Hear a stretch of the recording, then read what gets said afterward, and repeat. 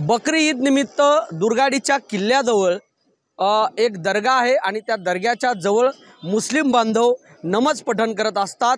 यावेळी दुर्गाडी किल्ल्यावरील असलेल्या दुर्गा माता मंदिरामध्ये हिंदू बांधवांना प्रवेश बंद केला आहे।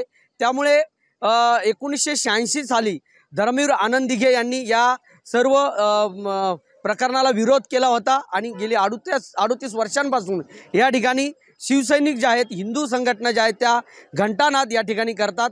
त्यामुळे मोठ्या बंदोबस्त या ठिकाणी देखील गेली 38 वर्षापासून अशाच पद्धतीचा बंदोबस्त या ठिकाणी तैनात केला जातो। आता तुम्ही बघताय जवळपास शेकडो पोलीस जे आहेत ते या ठिकाणी तैनात आहेत। दुर्गाडी किल्ल्याजवळ हिंदू बांधव किंवा शिवसैनिक कोणीही जाऊ नये यासाठी कडेकोट बंदोबस्त जो आहे तो पोलिसांचा या ठिकाणी तैनात करण्यात आलेला आहे। आपल्यासोबत कल्याण परिमंडळ 3चे पोलीस उपायुक्त आहेत सचिन गुंजाळ साहेब। सर, कशा पद्धतीने बंदोबस्त आहे आणि काय नियोजन या ठिकाणी केलेलं आहे? दरवर्षी बकरी ईदला मुस्लिम बांधवांची नमाज ही दुर्गाडी या ठिकाणी होत असते आणि ही नमाज पूर्ण त्या ठिकाणच्या रोडवर मुस्लिम बांधव जमतात आणि नमाज होत असते।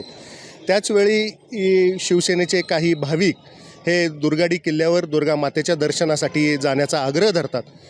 परंपरेप्रमाणे ते टिळक चौकातून निघतात आणि आम्ही त्यांना इथे लाल चौकी इथे थांबवतो आणि त्यांना विनंती करतो की ही मुस्लिम बांधवांची नमाज संपल्यानंतर आपण दर्शनासाठी जावं। त्या पद्धतीने आम्ही संपूर्ण बंदोबस्त हा लाल चौकीला लावलेला आहे आणि त्याचप्रमाणे दुर्गाडी किल्ल्यावरील नमाजसाठी सुद्धा पूर्णपणे बंदोबस्त लावलेला आहे। सर, किती पोलीस आहेत या ठिकाणी, सर्व कर्मचारी, आणि कशा पद्धतीने नियोजन या ठिकाणी केलं आहे? या ठिकाणी एक DCP दर्जाचे अधिकारी, त्याचप्रमाणे 2 ACP दर्जाचे अधिकारी, 10 PI, एक 40 PSI API आणि सर्वसाधारण 250 कर्मचारी आणि एक SRPFचा प्लाटून इथे डिप्लॉय केलेला आहे। धन्यवाद।